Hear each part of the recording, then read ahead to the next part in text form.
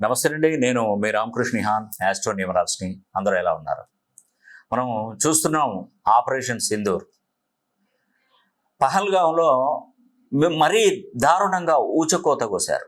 25 మందిని, సుమారుగా 25 మందిని ఊచకోత కోశారు. నిజంగా ఈరోజు అక్కడ ఉన్నటువంటి కాల్పులు జరిపినటువంటి మీ మోడీకి చెప్పుకోండి అని అన్న ఒక్క పాయింట్ మీద ఈరోజు చూస్తే పాకిస్తాన్ను గడగడలాడిస్తున్నారండి మన భారత జవాన్లు. ఎందుకు మన భారత్ అంటే పాకిస్తాన్కు అంత భయం ఎందుకు వస్తుందో తెలుసా? మన ఆర్థిక వ్యవస్థ బలంగా ఉంది కాబట్టి. నిజంగానండి. ఎందుకంటే అక్కడ ఆర్థిక వ్యవస్థ బలంగా లేదు, అందుకే వాళ్ళు భయపడతారు. వాళ్ళకి సరైన మిసైల్స్ కానీ ఏవి కానీ అందుబాటులో లేవు. కానీ మన భారతదేశానికి అన్ని అందుబాటులో ఉన్నాయి.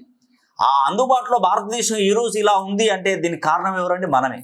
ఎందుకంటే మనం కట్టే ట్యాక్స్ల ద్వారా వాళ్ళకు అధునాతనమైనటువంటి పరికరాలు వాళ్ళు సమకూర్చుకోగలుగుతున్నారు.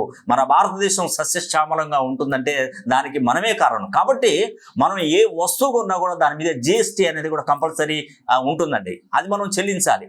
జీరో వ్యాపారాలు ఎప్పుడు కూడా చేయకూడదండి, ఖచ్చితంగా చెప్తున్నాను. అలా చేస్తే మన ఆర్థిక వ్యవస్థను మనమే బలహీనపరుచుకున్న వాళ్ళం అవుతాం. రేపు పొరుగు దేశాల నుండి అటాక్ చేసినా పెద్దగా ఆశ్చర్యం లేదు, ఎందుకంటే మనకు ఎదుర్కొనే సత్తా లేకపోతే కష్టం కదా. కాబట్టి ప్రతి ఒక్కరూ భారతదేశానికి కట్టవలసిన పన్నులు సక్రమంగా కడితేనే